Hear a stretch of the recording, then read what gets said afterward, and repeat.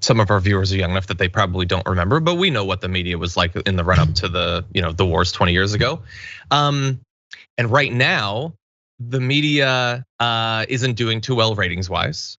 And Biden in theory would kind of like to have something maybe in a hypothetical sense dominating the news that isn't about his lack of ability to get anything passed. I have no idea whether these are true of any individuals or groups or whatever. This is just mere speculation, but these are the sorts of conditions that produce, pushes for continued war and stuff like that. Are you worried that we could see a sharp swing in the political media and the Biden administration?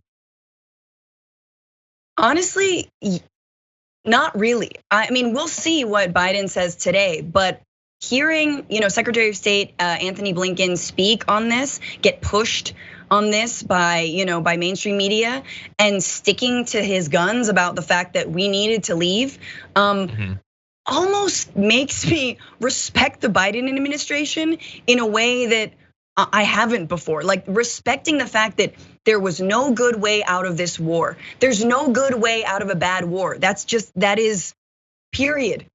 And so in order to cut your losses after 20 years and fully embrace like, look, this is how it had to be done.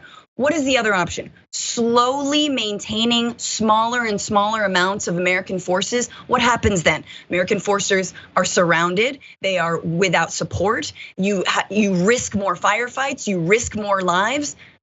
Was that the way to go? What if the headlines were, 100 American forces surrounded by 500 Taliban get murdered in a town square? Oh, that's a great headline, right? Yeah. Like that is obviously. So I'm almost proud of Biden saying, we are dismantling, we are taking apart this American imperial venture known as the War on Terror. It's done.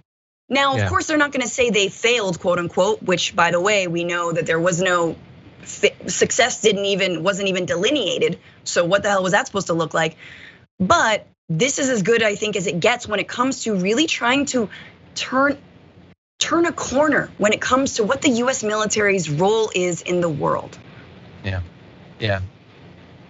and like, those who I guess were against withdrawal, when it was announced a year ago or whatever, or the multiple times it was announced over the last 10 years, might say now, well, look, it's going horribly. Well, like who didn't think? What serious person didn't think that there would be really bad ramifications? Sometimes all paths suck. That's the way it sometimes goes. And there's a bunch of people that were advocating for this to have been done years ago or never to have been initiated in the first place. There's a lot of erasure of alternative paths that we didn't go down as a country.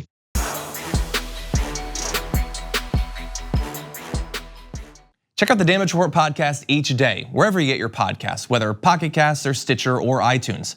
You can join me as I give you the news and stories you want, with a range of co-hosts and interview guests jumping in on the fun each day. Again, that's the Damage Report, wherever you get your podcasts. And if you get them at iTunes, don't forget to rate and review. Sometimes I'll read them live on the show.